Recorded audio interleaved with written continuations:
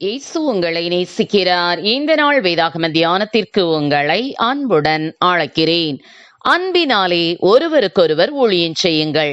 கலாத்தியர் 5:13 ஒரு புகழ்பெற்ற நற்செய்தி பாடகர் ஹோட்டல் ஒன்றில் தனது அருகாமையில் அமர்ந்திருந்த ஒருவருக்கு கிறிஸ்துவை குறித்து கூறி தனது சாட்சியை பகிர்ந்து கொண்டு அவரை கர்த்தரிடம் நடத்தி பெருமகிழ்ச்சி அடைந்தார்.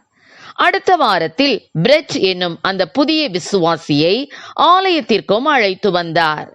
சில நாட்களுக்குள்ளாகவே அந்த புதிய விசுவாசிக்கு அறுவை சிகிச்சை செய்து குணப்படுத்த இயலாத புற்றுநோய் இருப்பது தெரிய வந்தது. நோய்வாய்ப்பட்ட அவர் மருத்துவமனையில் சேர்க்கப்பட்டார். அந்த புகழ்பெற்ற நற்செய்தி பாடகர் ஒவ்வொரு நாளும் அவரை தவறாமல் சென்று பார்ப்பார். படுக்கையை மாற்றுவார். அவரை குளிப்பாட்டி உணவளித்து செய்ய வேண்டிய அனைத்தையும் செய்து முடிப்பார். பிரெட் மரணமடைந்த இரவில் அப்பாடகர் அவரை தாங்கினவராக ஆறுதல் அளிக்கும் வேத வசனங்களை அவருடைய காதின் அருகில் மெதுவாக கூறிக்கொண்டே இருந்தார். ஆம், இதுதான் அன்பின் ஊழியம். இன்னொரு சம்பவத்தில் வேதாகம பள்ளி ஒன்றில் அனுபவமிக்க ஆசிரியர் ஒருவர் பணிபுரிந்தார். காலை கடன்களை மாணவர்கள் முடித்த பிறகு அவர்களது அறைகளை அவர் கழுவி சுத்தம் செய்வார். பொறுமையோடு அனைத்து பொருட்களையும் தூய்மைப்படுத்துவார். தரையை துடைத்து ஈரம் நீங்கும்படி செய்வார். அவர் நடத்திய அருமையான பாடங்கள் வகுப்பறையில் மட்டும் நடக்கவில்லை. அவரை கண்ணுற்ற மாணாக்கர்கள் அவருடைய மாதிரியினாலே கவரப்பட்டு தாழ்மையை கடைபிடித்தனர். ஆம், அன்பினாலே செய்த ஊழியம் அது.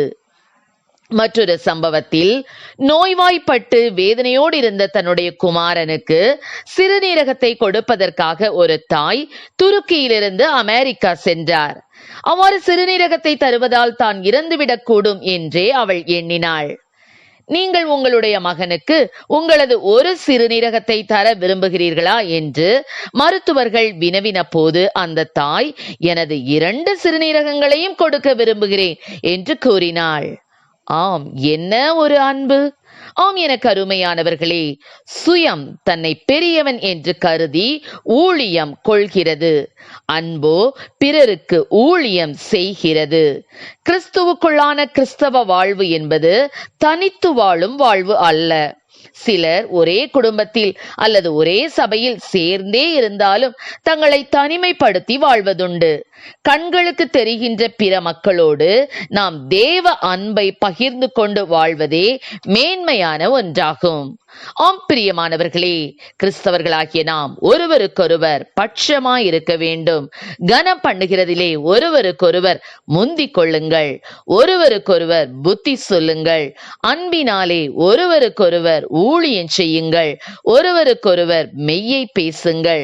ஒருவருக்கொருவர் தயவாயும் மன உருக்கமாயும் இருந்து ஒருவருக்கொருவர் மன்னியுங்கள்.